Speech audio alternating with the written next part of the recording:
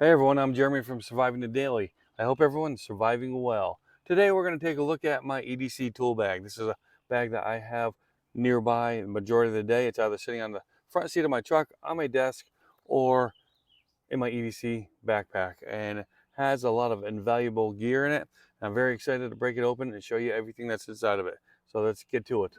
So the bag that we're using today is going to be the Viper 8 VE30. It's a very capable bag. It's a very tolerant bag. As you can tell that I have it very stuffed and it tolerates it just fine. It has YKK zippers. The hook and loop on this side here, which I have a Carpe Diem patch. I don't typically care for hook and loop on my EDC bags, but this Carpe Diem patch has a little more meaning to me these days. And we have some Molly loops on the back, as well as a couple other straps that you can use as a belt loop, or I like to use it as a grab handle. A very nice pen pocket, which I have a Zebra F701 stainless steel in it, and a pocket that I currently have not filled yet. I plan on stuffing that with some first aid products, only because there are things in here that can put a hole in me, and I should have a way to fix those holes in this bag here. And that's the outside. So let's take a look at the inside.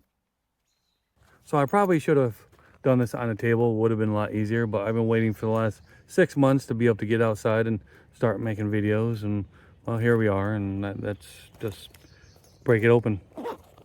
So the first thing you're probably going to see is the green cloth there, and that's more or less just to keep things from rubbing up against one another, and that's what the kit looks like. So on this side here we have the Leatherman bits, and we have a Work Pro utility knife.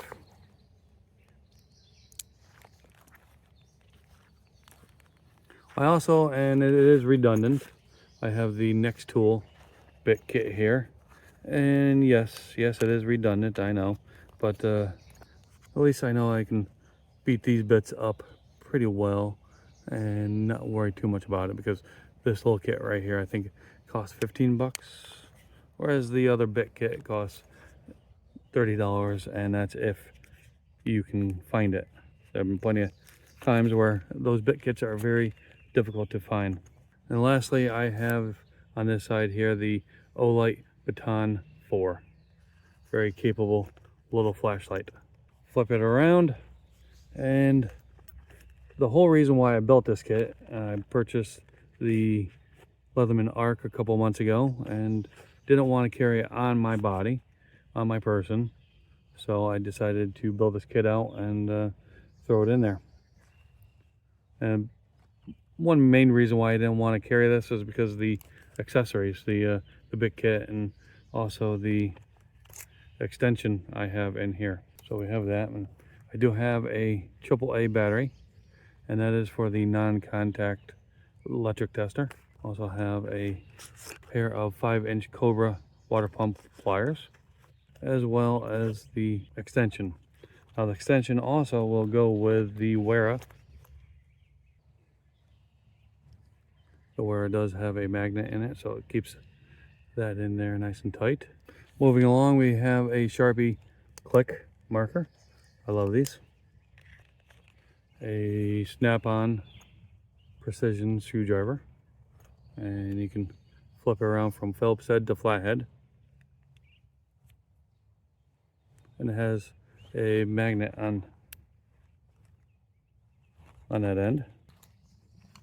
And I'm so very grateful to WD-40 for making these precision pens again. And in the very back we have a snap-on metal rule